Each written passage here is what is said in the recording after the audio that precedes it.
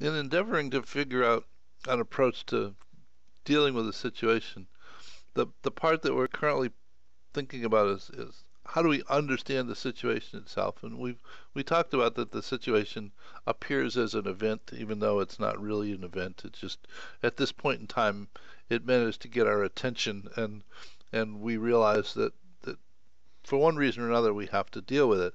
Though we've come to understand that cause and effect are separated by time and distance, so that this event has in fact there are patterns of behavior which are trends which have led up to the current state of this situation.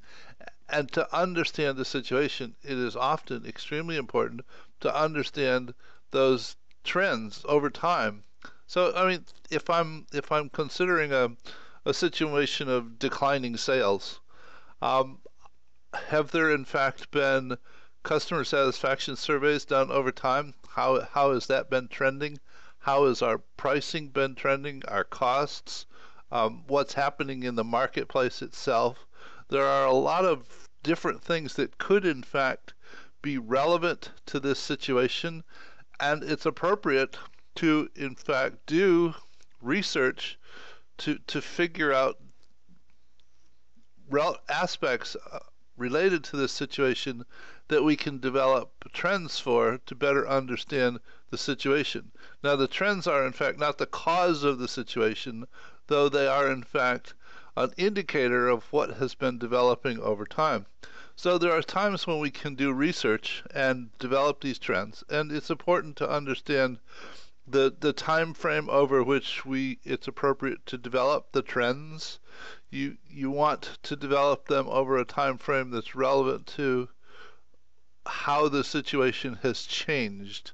One wouldn't, I mean, as a stupid example, but one wouldn't consider the filling of a bathtub in microseconds or in years, because both of the time frames are inappropriate. One would probably consider filling a bathtub in over minutes. Or if one is thinking about trends that happen within the marketplace, it's probably weeks or months, though, and that extended over a number of years, but the time frame is probably weeks or months. If you're talking about situations, geological time, it's probably decades or eons, though it's appropriate to realize that there are times when no amount of research, the data simply doesn't exist. One has to depend upon the stories that people tell for us to get a sense of how those patterns have developed over time. Though herein it's appropriate to realize that there is in fact a risk, because the stories are different people's interpretations of what has transpired over time, and you may in fact get very different perspectives on what the trends have in fact been. And the thing that Gregory House always said is everybody lies. So taking all those things into consideration, you in fact might get a number of different trends on the same piece of data or the same aspect of the situation, though there is some basis for those different trends, and one needs to consider them and understand what has, to get a sense of what has transpired over time to lead up to the situation the way it is.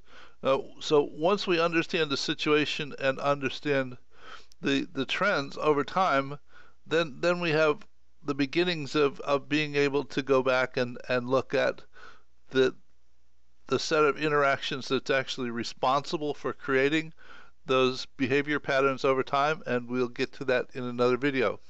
Take care.